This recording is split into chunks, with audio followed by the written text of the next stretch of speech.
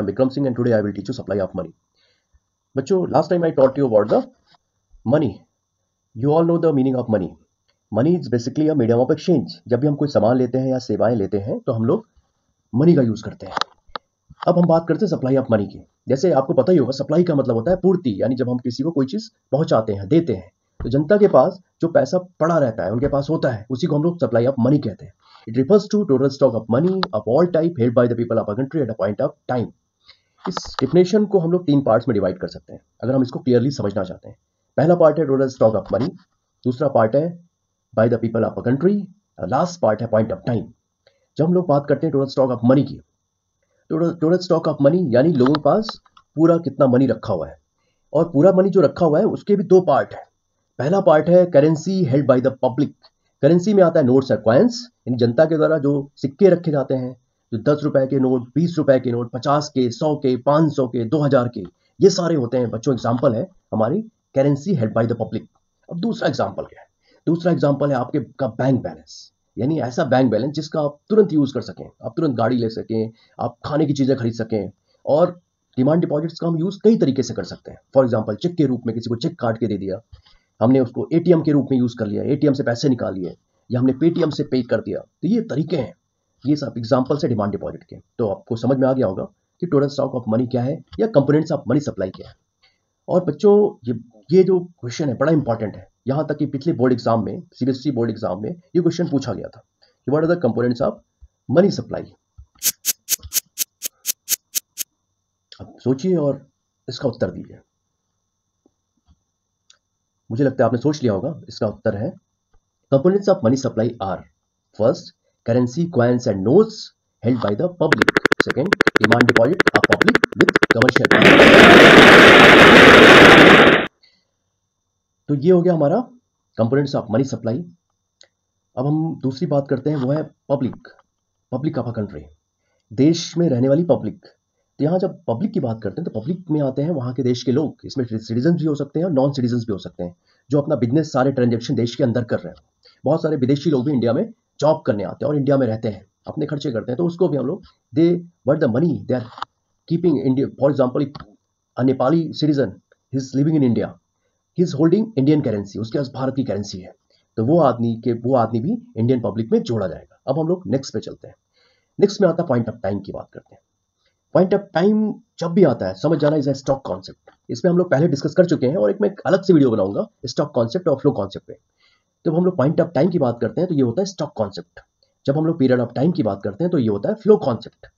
Point of time is basically a variable or quantity measured at a point of time is a stock concept, whereas flow concept is a quantity measured at a period of time or per unit of time. Stock concept का बड़ा अच्छा example आपके सामने वो supply of money, यानी कि आपके particular point of time पे आपके पास कितने रुपए हैं. फॉर एग्जांपल हमने कहा कि भाई एक कोई व्यक्ति है, उनके पास है 12 बजे 500 रुपए है, और 12:05 पे देखा गया तो उनके पास बचे केवल 300 रुपए. उन्होंने 200 रुपए खर्चा कर दिया, उन्होंने कुछ सामान खरीद लिया. तो बच्चों, एक 12 बजे से 12:05 पे, 12:01 पे जब एक पर्टिकुलर पॉइंट ऑफ टाइम की बात करते हैं, जब उस समय की कोई क्वांटिटी को लिया जाता है तो हम इसको कहते हैं स्टॉक कॉन्सेप्ट. लेकिन जब कोई क्वांटिटी किसी पीरियड ऑफ टाइम को लेती है, किसी समय अवधि को लेती है, तब इसको कहते हैं flow concept. For example income. एक व्यक्ति एक महीने में कमाता है 50,000 रुपए.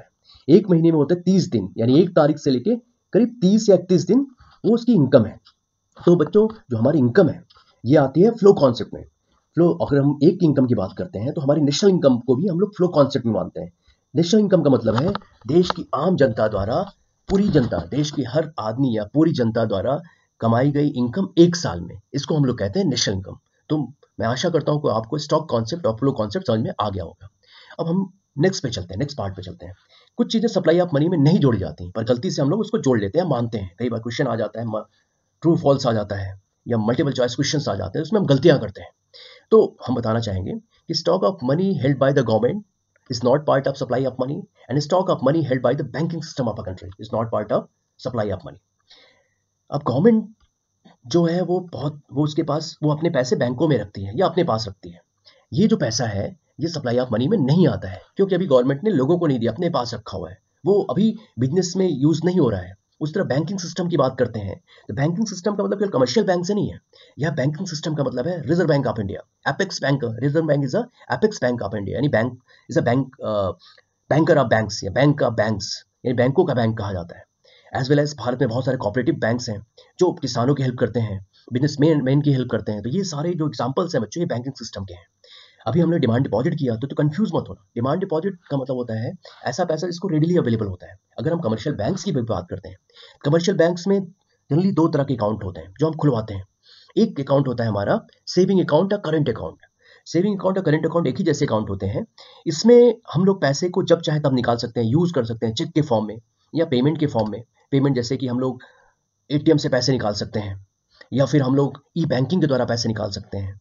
लेकिन जब हम लोग टाइम डिपॉजिट की बात करते हैं तो टाइम डिपॉजिट का मतलब है, फॉर एग्जांपल एक व्यक्ति है, वो बैंक में अपने 50,000 रुपए जमा करता है, फिक्स कराता है। फिक्स का मतलब होता है टाइम ड्यूरेशन के लिए फिक्स कराता है, उसके बीच में नहीं निकाल सकता। उसने जमा करा है 50,000 रुपए 5 साल के लिए, अब वो पैसे वो कल 5 साल बाद ही निकाल सकता है।